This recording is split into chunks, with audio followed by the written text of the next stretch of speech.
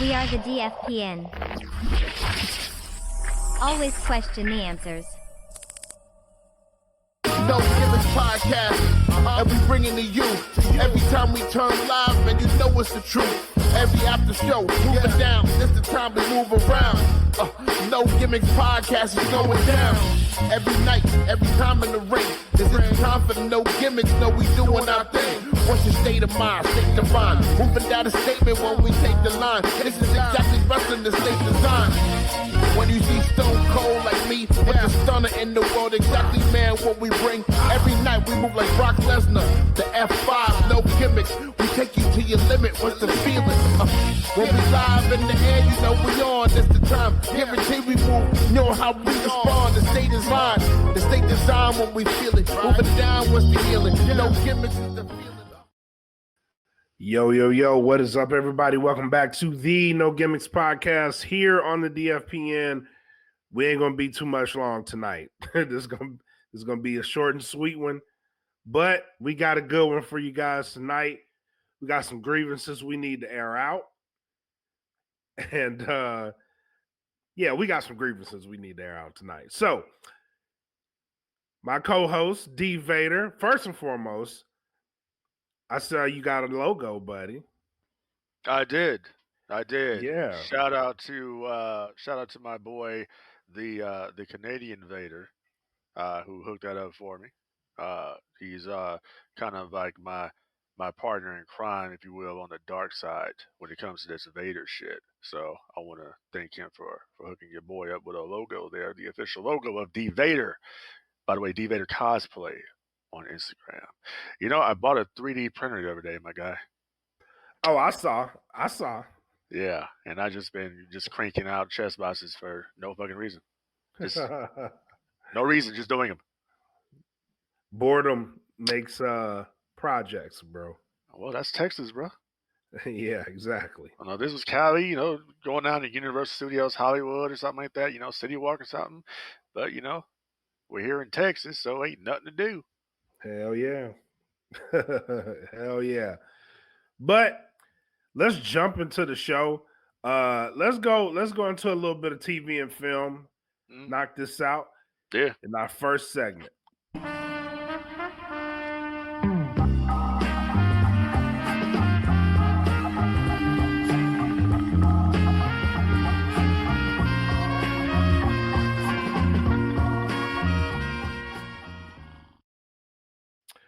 All right, we'll start on the docket. I don't know if this is Star Wars related, but John Boyega was recently on a documentary called Number One on the Call Sheet, Black Men Leading in Hollywood. And it says he has some things to say about his time in the Star Wars realm. And he has a quote saying, "Let me tell you, Star Wars has always had the vibe of being the most whitest elite space. It's a franchise that's so white that a black person existing in it was something." Boyega says in the documentary, "You can always tell it's something when some Star Wars fans try to say, well, we had Landon Calrissian, and Samuel L. Jackson, and it's like telling me how many cookie chips are in the cookie dough. It's like they're just scattered out there, bro." Then he said he was cast as a stormtrooper in Star Wars: The Force Awakens in 2015. His initial appearance in the trailer for the film sparked an immediate hostile backlash, which included racial animosity. He reprised the role in The Last Jedi and Rise of the Skywalker. "They're okay with us playing the best friend, but once we touch their heroes, once we lead, once we trailblaze, it's like, oh my God, it's just a bit too much. They're pandering," he continued, acknowledging that being cast as Finn was a fundamental moment for his career at that time. So this is the first time that he's actually come out and spoken about his experiences in Star Wars.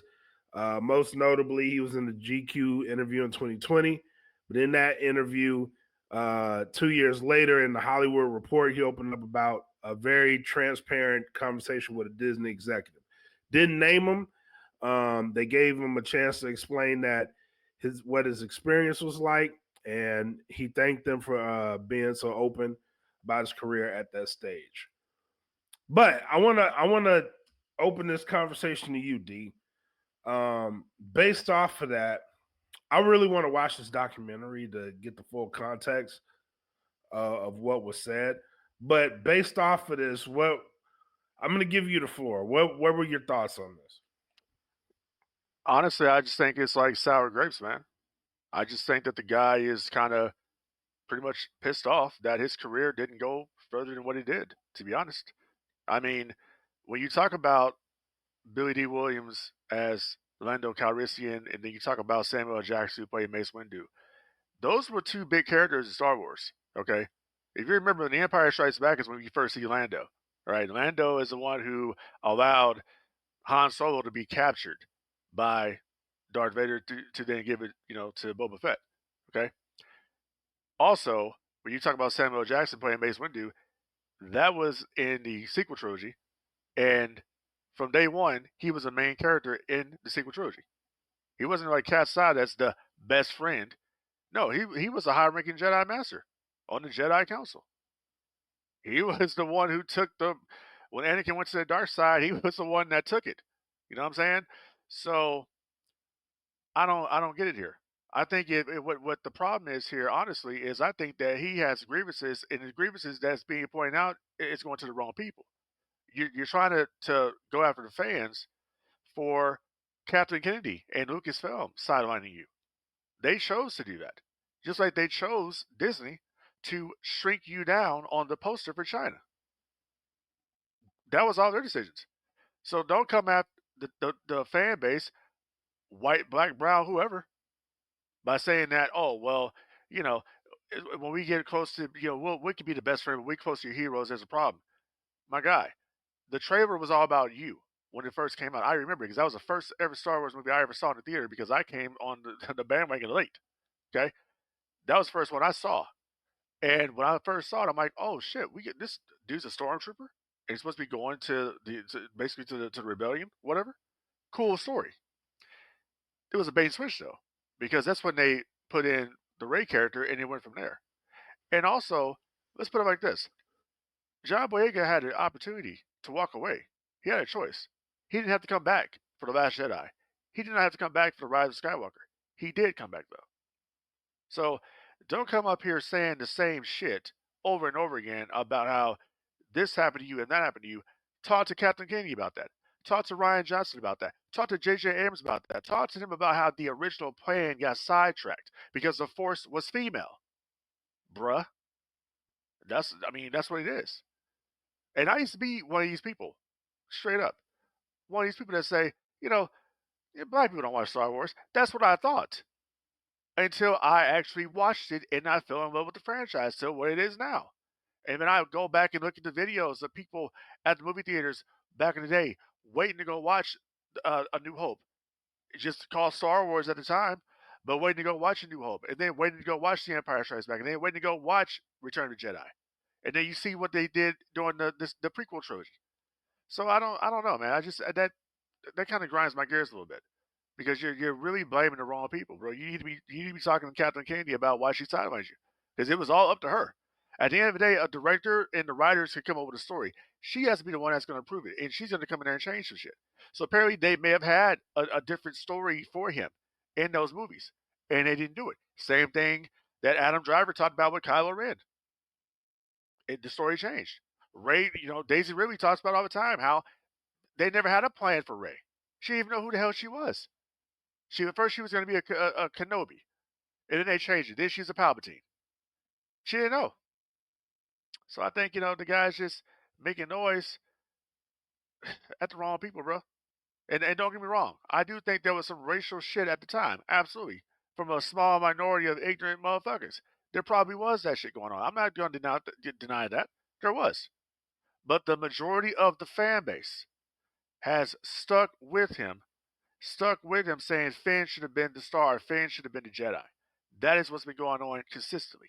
And to come out now and talk about how everybody's toxic is just bullshit, bro. I don't agree with that. That's just my feelings on it. Now I'm going back to what he said. and looking at exactly what's printed, what he said, I don't think he was aiming. I think he was aiming at the fans that were having some of the racial things to say. It's kind of pointed in that direction. Again, I haven't seen the documentary. I do want to watch it just to get the context of it. But it does appear that he is aiming in that direction of there was some racial backlash because it was at that time. Oh yeah, just like there was racial backlash to Billy D. Williams. I'm pretty sure there was. There's always been that ignorant small group of dumb motherfuckers out there. Nobody's denying that. You know what I'm saying? Yeah. No one's denying it. But don't come out and say like I mean, don't come out and say everybody, bro, because there's a lot of people out there, a lot of white people that went to bat for you, homie, all the time. They went to bat for you, straight up. So that's kind of like I would kind of stay away from that, especially if you want to come back and do another one, possibly. You can't be doing that, bro, because you're gonna turn your audience off. I'm almost wondering if he signed on for all three under one contract.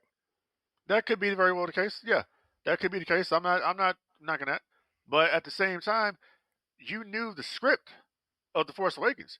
You knew where they were going with that, but I mean, he looked strong in that movie. He did. But then at the end of the day, Ray was the one at the end fighting Kylo Ren. So it's kind of like you kind of knew some bullshit was going on here. Some bullshit was afoot because look what they did to you. So I listen. I understand how he feels when you're promised this and you're given this. I understand what he's saying. I get that part. But what I'm saying is, bro, is don't knock the entire fan base. Okay, I know you're talking about the white. You're talking about the white ones. That's what you're talking about. That's what he's saying. Don't knock the entire fan base, especially ones that went to bat for you, the ones that held you down. Because there's been a lot of white people that held you down, bro. I see the shit all the time. Yeah. So that's what I'm saying, man. No, I get that. I think just reading this, I would say he was aiming it at the people that were being racist. I would read it and say that. Very well could be the case. But I would aim that also because he doesn't. I would aim this also at the studio because they put him in that role. I agree with you on that. There needs to be some kind of accountability, which in this article he references he did have a conversation with an executive. We don't know who that is. But I would think if he had that big of a problem, because he was outspoken about this shit. And how he felt like he was treated in the movie. And his career hasn't been the same since then. So no, he didn't. He listen. He didn't do anything, and truth be told, neither did Daisy Ridley. No, I think the last thing I seen him in was a Netflix movie called They Clone Tyrone. That's the last thing I've seen him. Yeah, I mean it could be. I don't know. I honestly don't keep up with him up until this article came out that everybody was talking about. So I'm like, bro, like, because you know how I am with Star Wars, man. So I had to come up here and talk about this and just like I understand his frustration. You know, I'll say this. Ahmed Best played Jar Jar Binks in the prequels. Okay, you know he went through a lot of bullshit too because a lot of people didn't like that character, but he got redeemed in the Mandalorian as Jedi Master Kelleran Beck. He's the one who saved Grogu. Okay, so he got redeemed, and now he's like getting all this love, and he's getting accepted now, and he wants to do more stuff in Star Wars. You know what I'm saying? Same thing with Hayden Christensen. A lot of people didn't like Hayden Christensen. People said that Star Wars, whatever. Oh no, a lot of people shat on those first, the first three movies, the prequels. Yeah, people shat on them heavily. Oh hell yeah, yeah. So it's like he's, they're getting his love now. So hopefully Finn gets a redemption story. There was something there at the end there with Finn in the Rise of Skywalker that they could have built upon, and I would have loved it if Finn would have been like the long lost son of Lando or some shit. I thought that would have been kind of cool. That would have been cool. You know what I mean? Or he has force, because there's something with Finn having force, abilities. It's obvious when he got he held Anakin's lightsaber in the Force Awakens. Yeah. There's something there. It's just They just didn't do it, man. So hopefully, I will say hopefully John Boyega gets a redemption story. I would like to see that. I would like to see him get a redemption. I would like to see him be that Jedi that he was supposed to be. Absolutely. So, I'm not knocking the Absolutely. brother. I'm just knocking what he got to say, but I'm not knocking him. Like, I would like to see him get redeemed. Everybody gets a redemption story. I think he deserves one. Me too. Absolutely. All right, man. Let's move on. Let's move on. We got a promo we got to talk about. Whoa. 1 second. Hold on a second. Go ahead. Yeah. So, did you see the trailer today for Star Wars: Tales of the Underworld? I have not watched that yet. Yeah. I need So to. it's so basically it's kind of similar following the trope of Tales from the Jedi and Tales from the Sith, or Tales from the Empire was the last one. Same thing. It's going to be two stars, two bounty hunters, Asajj Ventress and Cad Bane. Oh shit. Yeah. And people say all the time when Asajj, like, how they gonna put what are they? Is this like a fill in the timeline thing? She looks the same as she did in fucking what was it? The Bad Batch. So yeah, but Cad Bane's in this too, right? he is, but I think this might be something that happened before. Because he's like, yeah, that's why I'm asking. Yeah, probably, yeah. Because he's a Tales, because he died. Yeah, they killed him in the Mandalorian. Yeah. I mean, not Mandalorian, Boba the Book of Boba Fett. Yeah. Yeah. So it's like, assholes. Yeah, I don't know, bro. Like, it's kind of funny because people say all the time, why can't Star Wars move past that timeline? Like, they can't because that timeline makes money. There's a lot of stories in that timeline. Like Asajj Ventress, shit, bro. That's the strong female character we talk about, right? There you go. Yeah. There you go. Yeah. We need to bring Asajj Ventress to live action too. Yeah, most definitely. Yeah. That definitely needs to happen. Yeah. So see the trailer, bro. But that's all I got to say on the Star Wars front today. All right. Yes, sir. Dope. So let's move on. We got a promo we got to talk about, and it's a pretty big one. So let's move on to the WWE.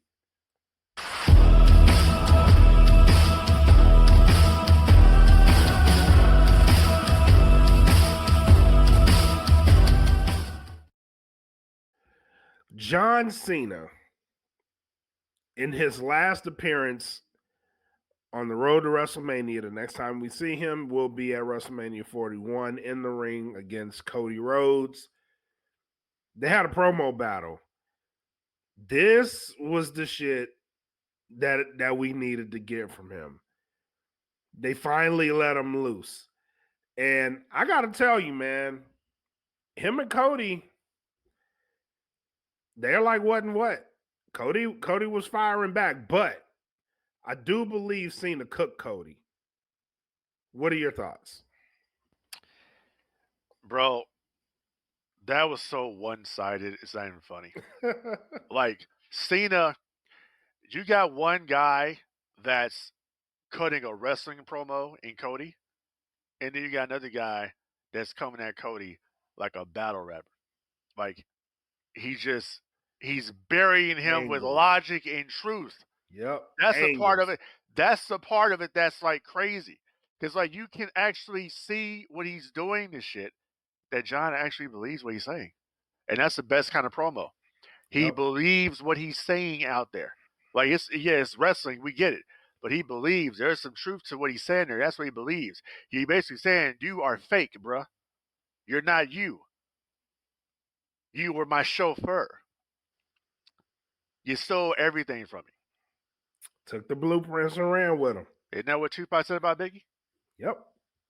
So I enjoyed it. That's probably the only damn thing I liked on that show, to be honest.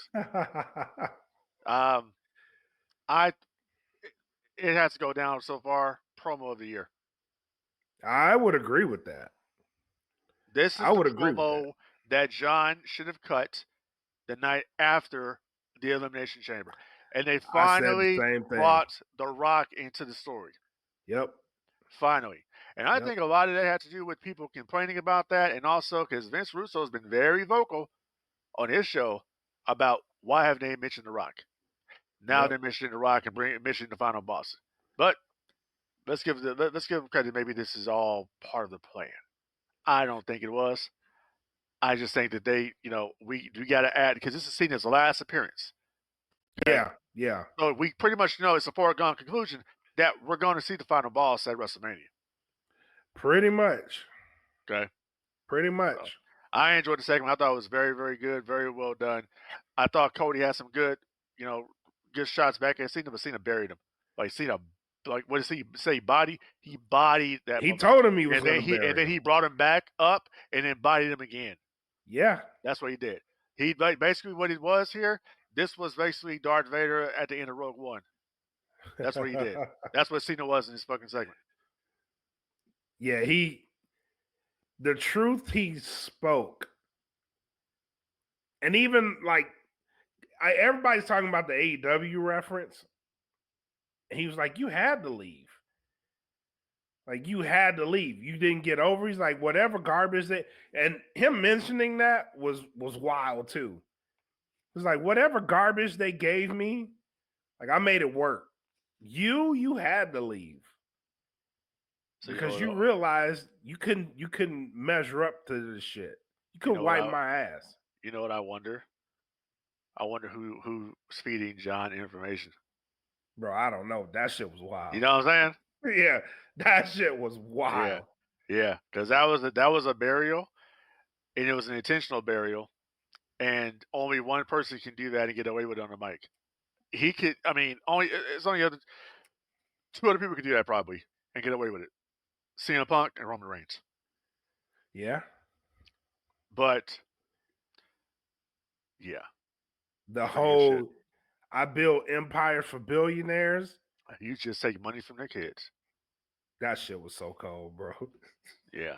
That shit was cold. Because you basically buried Cody, but you buried Tony Khan at the same time because you basically calling Tony Khan a sucker. Two birds with one damn stone, bro. Like that shit was cold. Yeah. And even if you put it in WWE, like, because that's the son-in-law.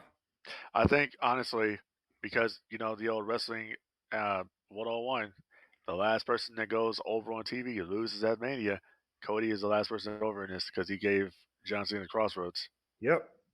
So I think that we are looking at Cody is going to drop the title at Mania. I think he is. I think they're gonna pull some shenanigans, obviously. Like you guys do on a smoke pit. They're gonna pull some shenanigans. But I think The Rock is gonna come out there. It's gonna turn it around. I honestly think that they're gonna have like probably a third person in this situation. You almost have to. I honestly think it's gonna be Seth Rollins. Even with the triple threat? Yeah. I think it's gonna be Rollins. Because Rollins is pissed off that Punk's in this main event. So he's mad about that. That's the main event of night one too. They actually announced that. Yeah. So he could I mean, I think it's gonna be Rollins. But Rollins turn night one and then night two cost Cody the title? No, turn night two cost Cody the title. Because Cena's not gonna be there. Cena already said he's taking the belt. So you gotta have somebody there to wrestle Cody for the summer. They're not, unless Cena's gonna do the summer of Cena. Oh yeah, true. So I think it's gonna be Rollins. But you also have to put out there what Randy Orton said. Randy Orton basically said that John Cena was a coward on SmackDown. He did. So I think he also told Cody he was coming for that title too. Say I'm gonna look you right to your face and tell you I'm gonna come for it. I'm not gonna kick you in the balls like some coward referencing Cena. Wouldn't that be some crazy stuff right there? A feud between Randy Orton and John Cena at this point where the roles are reversed. Yeah, that'll be some crazy shit. Even him and CM Punk, the roles will be reversed. That's what I mean. That's what made Hogan real quick. The Hogan heel turn so special because Hogan was now the heel wrestling all these babyfaces who he used to be when he would wrestle. They were the babyface. He was a heel. I'm sorry, right. They were the heels. He was babyface. Right. So that's kind of like the role reversal here would be very, very interesting because now you see Randy Orton vulnerable.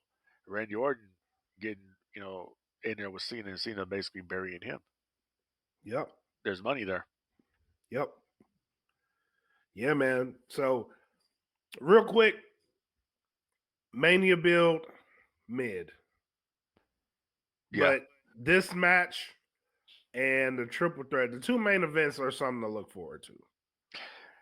Yeah, I mean, they're just treating Jey Uso's Rumble win like a side attraction. Basically, so basically, what you're telling me is the Royal Rumble is not important anymore. The Royal Rumble is not special anymore. May That's as all well. you're saying. The Basically, Elimination the Chamber is more Elimination Chamber important. is Basically, just look forward to the Elimination Chamber now. That's all you're saying. Yep. Because you're proving it now with your booking of Jey Uso. Yep. That's all I'm looking at. So I hate Leo. I'm not gonna worry about the Rumble anymore because it's not important. I did not like. I don't like Jimmy being added to this mix. Yeah, because it's going for like they're trying to put sympathy on Jay. Right. Why use Jimmy to do that? You had a good enough story already. Yeah. It's just the build up, the Rumble, and then everything after what you're doing with him. Then, by the way, you throw a triple threat of your biggest stars, and then you make that the main event. So there's no way he was gonna overshadow any of those. He's standing in the shadow of two great main events. Yeah. And even if he wins that night, which I don't think he's even gonna win, if he wins that night, it's not gonna be the most important thing of the night. They have to give it to him, dude. If not, then Jay is he's nothing. They're proving it now. So they're proving it now. Right. So he wins the title, then what? He yeets all the way to Monday Night Raw. But I'm like, what's the picture looking like with him? Are you gonna keep Gunther on his tail? Because you beat him. What other matchups are there for him? You haven't built anybody else credible to step in the ring with him. With Gunther, you can pretty much insert a name that Gunther's going to carry the weight of that match. You can't say the same for Jay afterwards. You have to have it's the situation that you have with Cody. You spent all this time building up Cody. He won the Rumble. He goes in. He beats Roman Reigns. Arguably the hugest win. His title run has been mid. Yeah. Everything's been mid, bro. It's been mid. I mean, look at what they're doing right now with Jacob, Solo, and Tama Tonga. We're feuding over There's the US no title. way you should not have anything meaningful for them. Yeah, they're now feuding over the US title. I mean, come on, bro. Like, for what? Give me a break here. And Jacob is super over. Babyface right there in the making. You can see it coming. Super over. Mega baby face. Yeah. So congrats to Jacob for getting over being a superstar we all knew he was going to be. Yep. Because I mean, I said it from day one. That dude is like, he's miscast. Everything about Jacob. Yeah. The in-ring, the look, the promo, the fucking music, the promo, everything hits with him. And he's just authentic. So that's another bump. Like, push this guy. And look how they like devalued Solo. I mean, that was a given, bro. I get that part, but like this guy was a tribal chief, right? Yep. And now he's nothing. You're feuding over the U.S. title, bro. That's my point. The mid-card title doesn't really mean anything. No. But let's be honest. Solo was in trouble the instant Jacob got there. I can see that, yeah. That's honestly speaking. Yeah. I agree with that. Yeah, man. It's what are we doing? What are we doing? I don't know what they're doing. I don't know, but I don't know. I'll be in Vegas. It is what it is. All right. I'll be there for it. All right. One more thing before we wrap. I do want to talk about this briefly because this was some news. Let's go to TNA.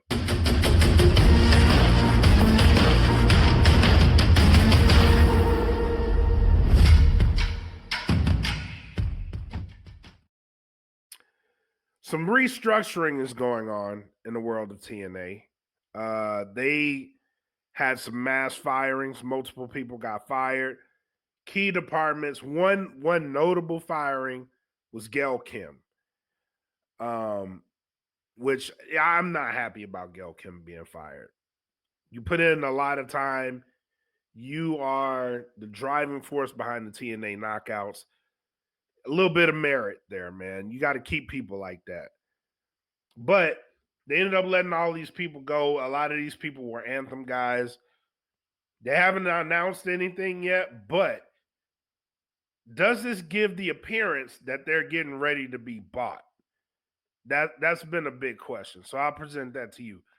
Do these firings look like TNA is in position to either merge with WWE or be bought by WWE? No, I don't think so. Because if WWE were to acquire TNA, they would just fire everybody. So they don't have to. You don't have to fire anybody before the acquisition of the company. WCW didn't do that when Time Warner was selling the product or selling the company. They didn't fire anybody. They kept everything as it is. They just told you to come to Techwood Drive and pick up your shit. And this was our wherever WCW offices were. That's where they told them to come pick up their shit. Yep. And had security there walking you out. So I don't think so. I just think that they're probably having some financial issues, and the way to get rid of those financial issues is to cut talent, cut people that you don't need. But Gail Kim's somebody you need. You need Gail Kim. Gail Kim is she is the knockout of knockout divas women's wrestler. That is Gail Kim. That is what Gail Kim was to the organization. Yeah. And I think that to let her go is bullshit. But their loss, somebody else's gain. So I expect to see her in one of the two, WWE or AEW. I really do. And I think she'd be better off suited, honestly, working in AEW because she can help the women's division over there a lot with producing the matches, putting it together. You can put her in charge of the women's division, and you see a complete turnaround. Yeah. You see a complete turnaround of the entire product. So, you know what? I think she would be a great addition to AEW for that reason. I really do. yeah, I totally agree with you. It's just these things happen, unfortunately, where a company restructures themselves. A company just, we've seen WWE do this all the time. WWE does this a lot. I was watching the interview earlier with Swerve on Vlad, and he was talking about how they were on a plane, and all these people were getting released while they're on the plane. I think B-Fab was one of them. And so these things happen. It's unfortunate. And it's just like, I don't know who in their right mind thought that firing Gail Kim was a good idea. That was not a good idea. And that's Terrible. Something that needs to be corrected. Yeah. That was a terrible idea. So hopefully, I don't know. I don't know if TNA will be willing to bring her back, or if she'd be willing to come back. But I do think that she'd be a good fit with somebody like AEW. Build that women's division up. I actually like what they're doing with the women's division in AEW right now. I think that if I was Gail Kim and they wanted to bring me back, I'd tell them to go fuck themselves, to be honest. Because you've already fired me. True. That's why I said I don't know if she'd be willing to come back at that point. Yeah. So I would just say, I don't know, maybe the door opens up for her with WWE or with AEW, one or two. Like I said, their loss, somebody else's gain. Because Gail Kim is knowledge over knowledge over knowledge. And I don't think she's going to go to Maple Leaf with Scott D'Amore. I was just going to say that. I mean, she could reunite there and build there, but it's a fresh opportunity. I'd say go where the money's at, bro. At this point, yeah. Most definitely, yeah. Go where the money is. Yep. Go where you're appreciated. Go where you are valued. Yep. Absolutely. And with that, bro, I'm going to open this thing up to final shots and thoughts. Ready? Ready. All right.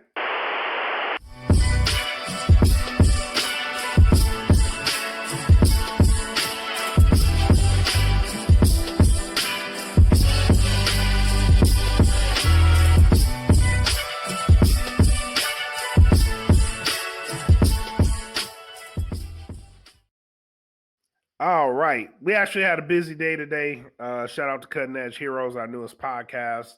They had a show today. Queens of Nerdom.